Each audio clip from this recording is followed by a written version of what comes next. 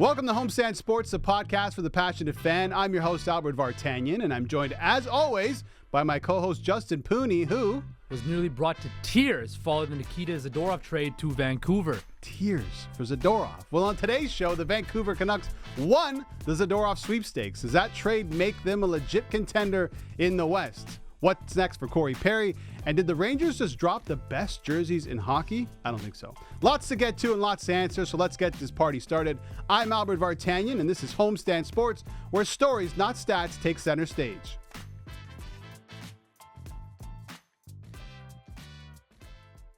All right, Justin, your Vancouver Canucks have acquired Nikita Zadorov, breaking the hearts of all the Leafs fans across North America.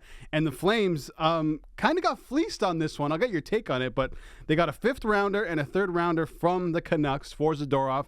And how about this? Zadorov expected to make his debut on Saturday night against who and where?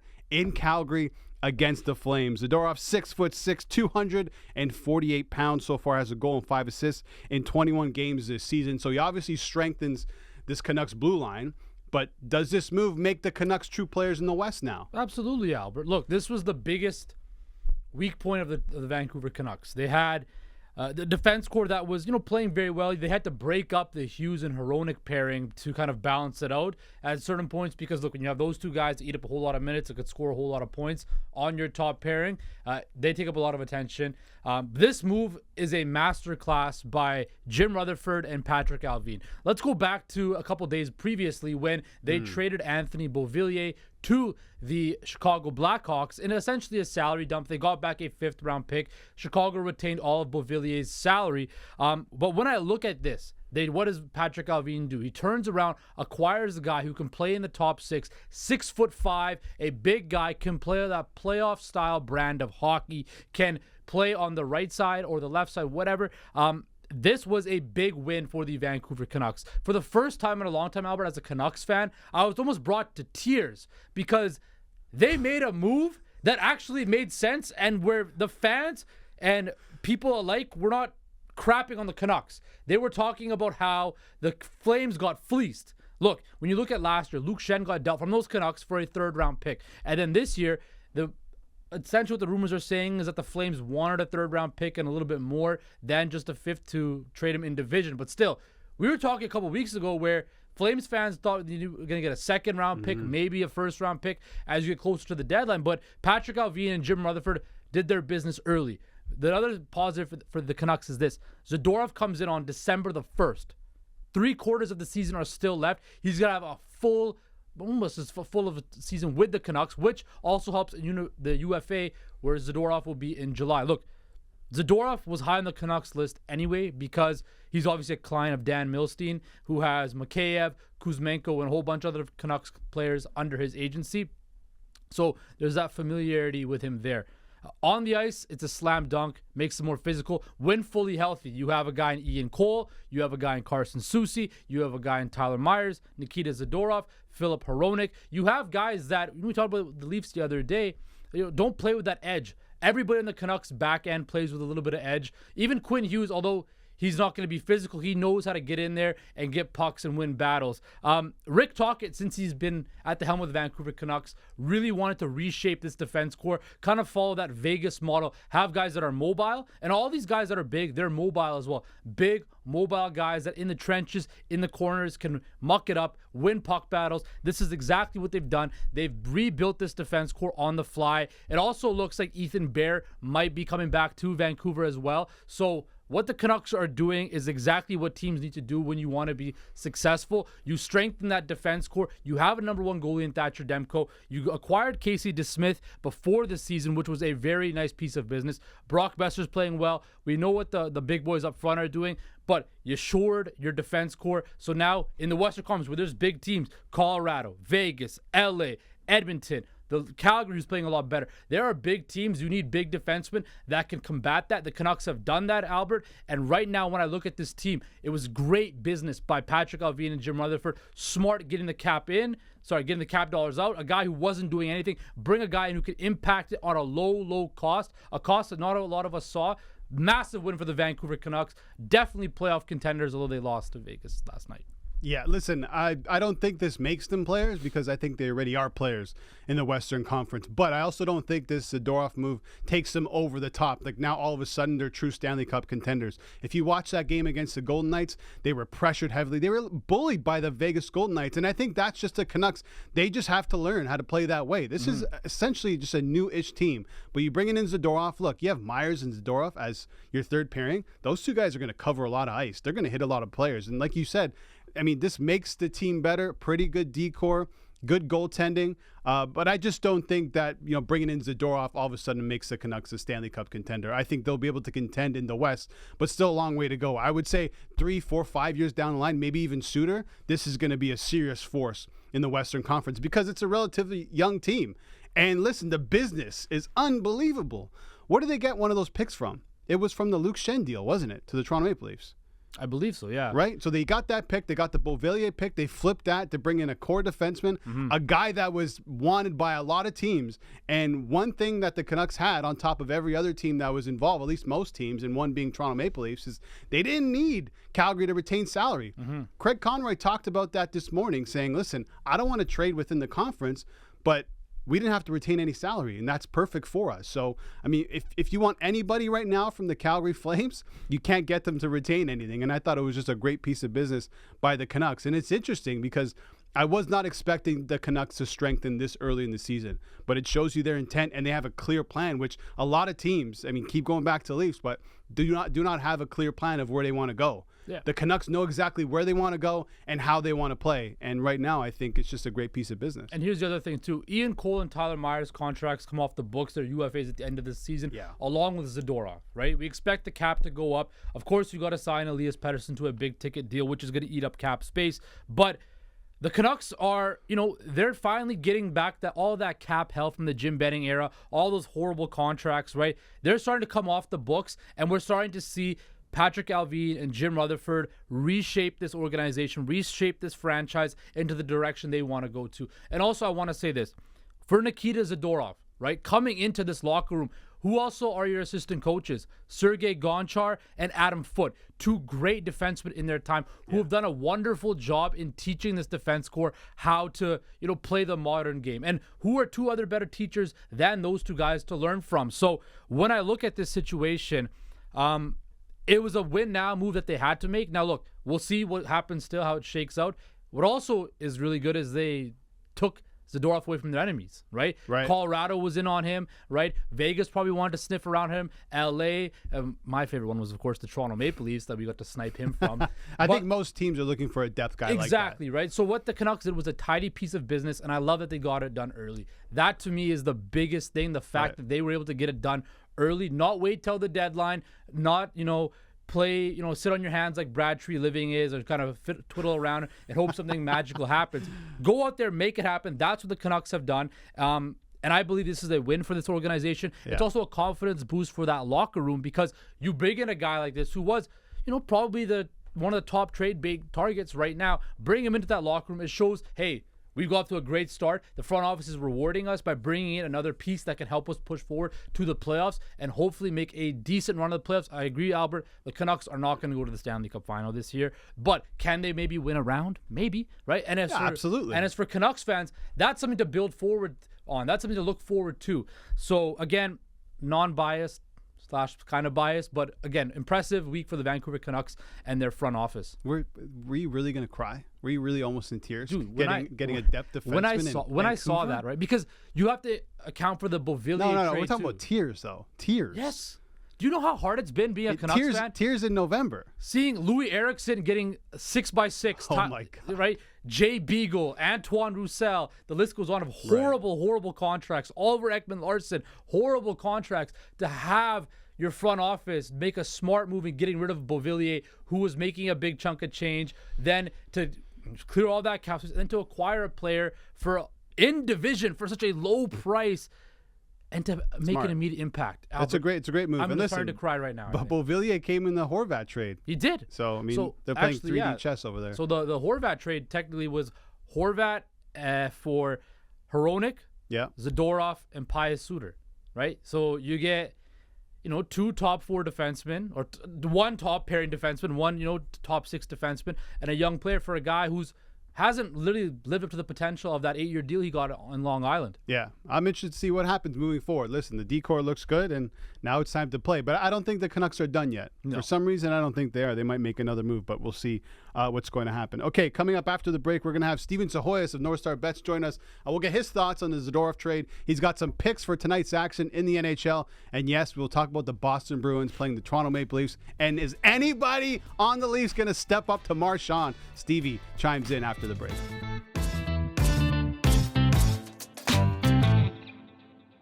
Joining us now from NorthStar Bets is Steven Psihogios, our favorite Boston Bruins fans. We're going to touch on the Bruins near the end of this segment. We're going to get into your picks as well. But Stevie, the biggest news, of course, in hockey was yesterday. The Vancouver Canucks acquiring Nikita Zadorov from the Calgary Flames. Me and Albert just went back and forth on what it means for the Canucks and their push in the Western Conference. But I'm going to ask you that same question. What does this mean for the Canucks and how they stack up in the West? Well, this definitely helps bolster their defense core. If you're going to point out a weakness on the Canucks, it'd probably be defense. Demko's played really well between the pipes. The offense is well documented as being lethal and full of elite playmakers, but they didn't have that depth on the back end. And now you add a guy like Zadorov who gives you some of that size, a little bit more grit. I think what this move really tells me is that the Canucks believe in this core. They realize that, okay, they weren't playing poorly, but maybe a little stagnant since that really hot start to the year. They wanted to shake things up, and why not? The West is wide open, if you ask me. I think really outside of Vegas, there's no one who I would consider a high-end contender. I know Colorado gets a lot of love, and they've got a good team, but I still don't think they're anywhere near as good as they were 2 years ago when they won the Cup. Yeah, listen, it's a great depth signing. We talked about it, and we'll see what happens. I mean, that game against Vegas, you saw – the Canucks get bullied a little bit. A lot of pressure from Vegas, but they do that to a lot of teams. And you bring in Zadorov now probably to play with Tyler Myers, and you got a pretty good shutdown pair. Big boys in the back line. Big boys in the back. Okay, let's talk about tonight. You're not really touching any sides, but you're going with a ton of props tonight. Yeah, there's no team that I feel really confident about winning, especially when you get to the prices. I mean, New Jersey, sure, they probably end up beating the Sharks because everybody beats the Sharks, but I'm not going to lay the juice with that. It's like above minus 400 right now, so I don't really want to touch that. If you're going to play that game, I think the interesting way to go is to try to find members of the Sharks power play. New Jersey has a bottom 10 penalty kill, and I know the Sharks don't score a whole lot, but if they get a couple opportunities on the man advantage, I like a guy in William Eklund at plus 120 to score a point. It's a pretty reasonable price tag. He's having an okay year with 8 points. That game I'm not really looking to touch. The other game I like more, though, the Columbus Ottawa game. I think Columbus has some guys on that power play that are live to score a point. Again, another bad penalty kill in the Senators. They have one of the worst team save percentages in the league. I'm looking at Kirill Marchenko at plus 104 and Boone Jenner at minus 108 as guys to at least find the stat sheet in tonight's game. Stevie, I want to talk to you about the Senators. It seems like another year where they come in with a lot of hype. A lot of moves, bringing Tarasenko. Last year they brought in Claude Giroux. Of course, they brought in Jacob Chychrun last year. But they just can't seem to put it together. Is it coaching? Is it players fitting with one another? What's going on in Ottawa, and why can't they seem to put this together? Because on paper, there's a whole lot of talent there. One thing I want to say about Ottawa is their scheduling has been really weird. They've played about 5 games less than most teams in the league. So I still think while a lot of the leagues already hit that quarter pole, they still might have a little bit of room to grow. But I do think at this point you have to kind of point at coaching. DJ Smith has been able to get the job done. The players are there. They've went out and they've made big moves. You bring in a guy like Chychrun to help fortify the back end. You've got a player in Claude Giroux who they added last year to add some depth up front. They have gone and made the right moves, it seems, but it's just not clicking. I don't know if finding goaltending has also been a bit of an issue as well. So to me, Ottawa is just a team where it's at this point you just kind of have to point at coaching because they really do seem from a talent building standpoint to have tried their best to build the best roster possible. They might just need a little bit of a jolt. But like I mentioned too, scheduling. Weird start to the year. They've had some really long layoffs in between games. All right, let's talk about your Bruins who are in town on Saturday night against the Leafs. The big storyline, obviously, surrounding this one. I mean, there's probably two storylines. One, can the Leafs actually win in regulation? And will they stand up against Brad Marchand for what he did in the last time they played when he put Liljegren into the boards? What are you expecting on Saturday night?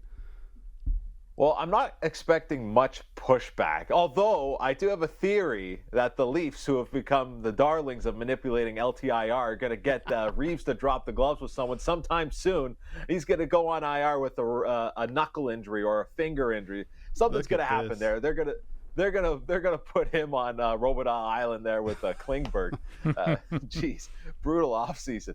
But in this game in particular, I don't think we see like an outright answer because Marchand being the captain, like if you go after him, that game can get real ugly real quick. And I don't think that's a game the Maple Leafs want to play.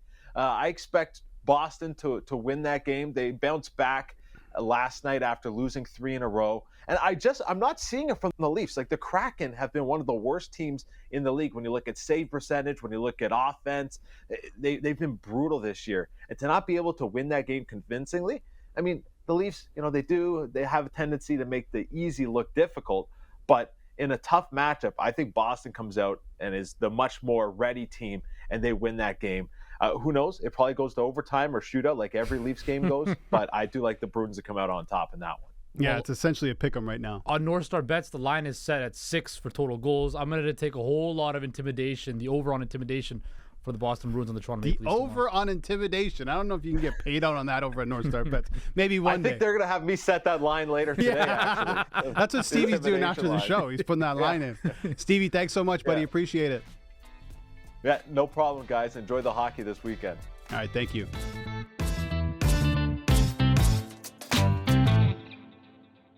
Okay, Justin, time for take, and we start with the Edmonton Oilers, a team we've been talking about for weeks. I mean, I feel like every single show we talk about the Oilers, and rightfully so. One of the biggest storylines in all of the NHL. But don't look now. 5 points out of a wild card spot. They've won, 4 in a row. Connor McDavid is on fire. The team cannot stop winning at the moment. So here's the question. What do you think about this one? Will the Edmonton Oilers be at 500 or above come Christmas time? Yes. When you look at their schedule up until December 16th, then they go out on the road to the East, right? They have a 6-game homestand, right? Against Carolina Hurricanes, the Minnesota Wild, New Jersey Devils, Chicago Blackhawks, Tampa Bay Lightning, and Florida Panthers, right? A lot of winnable games there. A lot of winnable games. They're right now 9-12-1, right? I think it's not out of the realm of possibility whatsoever that by Friday, December 22nd, where they play at MSG against the Rangers, the Oilers are at 500 or above 500. When I look at this team, they are playing their best hockey right now. Did you see that goal last night? I don't know about their best hockey so far this season, right? In the most extended period of time, right? Yeah, but why, though? You don't know why? No, why, though? Why are the Edmonton Oilers playing their best hockey right now? It's because why? Their big players are playing their best hockey. Connor McDavid has been on fire. Did you see that goal Leon Draisaitl scored last night on the power play? That was a classic one-knee, one-timer by Leon Draisaitl on the power play. Albert, this is exactly what we've been talking about with the Edmonton Oilers. When their big guys are clicking like that and playing motivated and playing with passion, these guys are going to win a whole lot of games. There's still a whole lot of talent on there. Their defense has picked up quite a bit. Look, they went down last night in Winnipeg, and what happened? They answered right back and won the game. When I look at this team, if they get to start playing with confidence, they're not squeezing the stick as much, and they play freely, they're a dangerous, dangerous team. 5 points out of a wild card spot. I think by the new year, the Edmonton Oilers will be in a playoff spot. You can book it. You can put it on the board. Yes. Yeah. Listen, how about that? Your star players start performing well and things turn around. That's what happens in this NHL. But kudos to Connor McDavid. I think he just said, dude, screw it. I got to put this team on my back. And that's exactly what I'm going to do. But I will say I'm not convinced they'll be at 500. I think they'll eventually get there. But I did watch that game against the Vegas Golden Knights, which they ended up winning. But Stuart Skinner did everything he possibly could to try and lose that game for the Oilers. Goaltending is still not good enough. I know Nurse is playing a bit better. He's looking more like a $9 million defenseman, which is insane. He's getting paid that much. Credit to Paul Coffey for that, too. Credit to Paul Coffey. I don't know if I give credit to Paul Coffey. I mean, what's Paul Coffey really doing? I'm sure he's helping, but he's not going to turn around Darnell Nurse's career in a couple of games. But with that said, the top guys, if they keep performing the way that they are, they're going to get to that number eventually. But I'm just still worried about that goaltending. I think they still need to go out and find a serious netminder. Look, You got to trust the Oilers, I think. You got to trust the Oilers. You got to trust McDavid. Yes, you do. Look, he's tied now, 29 points with Draisaitl after the slow start. He's back at the top of the leaderboard. Is he going to win it all again? Is he going to win these trophies? Would we be shocked if he had a slow start to end up cruising to the I feel like an idiot because I kind of wrote him off early. I'm like, but look what he's doing. He does whatever he wants on the ice. No one else can do that. I love it. It's like LeBron, Mahomes, that type of vibe where maybe your boy Ohtani, who could be a Blue Jay soon. Don't do it, Mace. He could be a Blue Jay. But look, you talked about tears earlier with Zadorov. I'll cry right now just thinking about Ohtani in a Jays uniform. But what's it called? With McDavid, he could turn that thing on, flip the switch, and he's the best player on the planet Earth. Corey Perry, Chicago Blackhawks. Yeah. So a bit of a difficult segue, but came out with a statement yesterday, and I'll read just some of the excerpts from it. He basically said, I would like to sincerely apologize to the entire Chicago Blackhawks organization, including ownership, management, coaches, trainers, employees, and my teammates. I would also like to apologize to my fans and my family. I feel embarrassed, and I have let you all down. He also talked about how he's going to start working with experts for mental health and substance abuse and move forward that way. So Albert, my question is to you. It's still very fresh and all that, but what did you think about his statement? And do you think he attaches himself to an NHL roster this season or anytime soon? Well, I'll start with his statement. Listen, I hope he's okay. I hope he finds help, and I hope he can just deal with that moving forward, because obviously dealing with mental health issues and substance abuse issues, it's not an easy thing to deal with. How deep these things go, I have no idea, but you got to take the guy's word for it. And we still don't really know what actually happened outside of an incident. I think at some sort of team party or something like that with sponsors involved. So I think we still need to know more information before we start speculating certain things. But in terms of will he play in the NHL again, this is just my opinion. I have no backup information on whether he will or won't, but I think that he will. I wouldn't be surprised. We've heard some reports already that teams are definitely snooping around. If you can get a 38-year-old player who can still play, I think he was like 4th or 5th in the Chicago Blackhawks in terms of scoring. He's got that Stanley Cup pedigree. He's really good to play with. He's a team guy. Well, at least he has been a team guy in the past. I don't see why he wouldn't come back, and I wouldn't be surprised to see him on a team in the new year. But he has to sign with a team by March 8th, the deadline. If it passes that, then he can't play. He can play on a team, but he won't be able to be eligible for the playoffs. So I think we'll start hearing a lot more noise around maybe Corey Perry joining a team. But a lot of those teams have to ask, what went down? What happened? How are you feeling? How's the mental health? How's the substance abuse issues if alcohol is an issue, right? So there's still a lot of questions to be answered. But if a general manager or an owner of a team likes those answers and thinks, hey, we can get this guy for $1 million or less and he can help our team, and why not? I wouldn't be surprised to see Corey Perry bounce around and come back in the new year. Yeah, I think I could see maybe next season. Again, I hope Corey Perry. Yeah, we don't know. Right? We don't know, right? Yeah. I hope that everything gets clarified and he moves on and all of that stuff. But sorry, just cut you off. But one of the main things is that Kyle Davidson did say it's not a criminal issue. No, it's not a criminal issue, right? Which I think is huge, because I think that's what a lot of people were speculating. And if that's not the case, then I think it changes a lot. Right. So again, there's been so many rumors with this whole situation, so much Twitter drama, all of that. We've seen the power of social media in a negative way. Oh man. I just don't know if he can. First of all, I hope he puts himself first and his family first and gets the necessary help that he needs before he even thinks about coming back. I just don't see a team taking a chance out, barring injury, maybe, but I just don't see him coming back at all this year, maybe next year. Yeah, we'll see. Okay, next up on the list here, Justin Pooni, the New York Rangers released their 3rd jersey.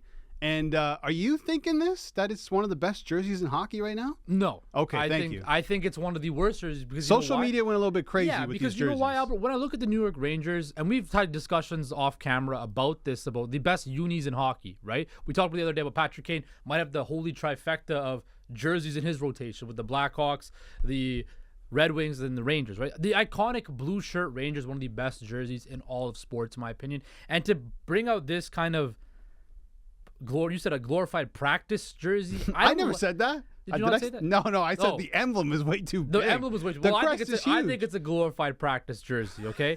So when I look at this is a historic brand, a historic, franchise where sometimes simplicity, and remember the one they had with Gretzky with the actual Statue of Liberty face on it? That was nice. When you're a historic brand like this, you got to keep it classic, keep it simple.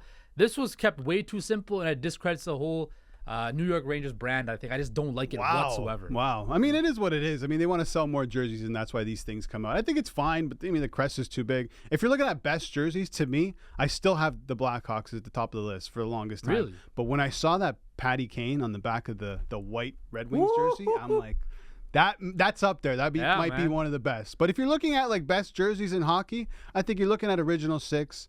I'm fine with the Rangers. I'm even okay with this one, but it's not the best jersey in hockey. No chance. I don't know. I think the Leafs jersey could use a little bit of touch-up. You remember when the Canadians came out with a third shirt, and they called it the barber pole? The candy cane one? Oh, my God. That was horrible. That might be worst of all time. Yeah. Well, Next to the Golden Seals. The Toronto St. Pat's one, the green one, I'm not a big fan of those. Those are nice. Have some respect. Come on. Now, speaking of the Leafs, right? We talked about earlier the Zadorov trade and how the Leafs weren't able to get anything done because they would need to have salary retention.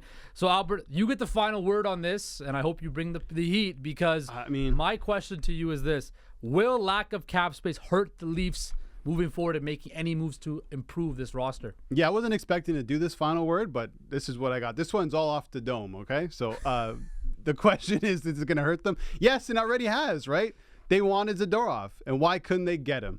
Because of cap space. They couldn't get the Calgary Flames to retain any salary. And if that's going to be an issue moving forward, as it always is every single season, then yes, it's going to hurt them. This is just kind of what the Leafs have been doing, and this is what you have to deal with when your 60% of your cap is tied up into what, 4 players? Mm-hmm. Like it's unsustainable. It's too difficult to strengthen because it's dollar in, dollar out. I mean, we never see straight up NHL trades anymore where it's player for player and it makes sense because the numbers rarely make sense. I know they want Tanev right now from the Calgary Flames, right? How are you going to do that? You got to hope that Calgary can retain some salary. What did Craig Conroy, the GM of the Flames, just say? They don't really want to retain salary. If they can find another option, even within their conference, they will trade so they don't have to retain salary. So the Leafs are in a horrible position. It might take a piece or a couple of pieces to figure out how to strengthen that defense, and they have no choice but to strengthen that defense. I mean, the other night against the Seattle Kraken, they had 3 AHL defensemen on that blue line. That cannot happen. You're not going to win the Stanley Cup. I mean, listen, you can say all you want about these regulation wins. As long as they're putting wins on the board, I think it's fine. They're picking up points, and they'll probably make the playoffs, most likely make the playoffs. But once you get into the NHL playoffs, you can't have that type of defense, and the cap situation is going to hurt them moving forward. I don't know what they do. I don't expect a big trade of one of the core 4 players, even though I am campaigning for that. I think you need to flip one of those guys. But that's such a big move. That needs to happen probably in the offseason. And you got to hope that one of these players are willing to move on their no trade clauses. So the Leafs are in a horrible position. They want to strengthen, but they can't. They need teams to retain salary. And not only retain salary, Justin, they're also going to have to give up assets. The Leafs are in a horrible position, but it's a position that they've been in since the beginning. Nothing has changed. And Justin Pooni, guess what? That's the final word.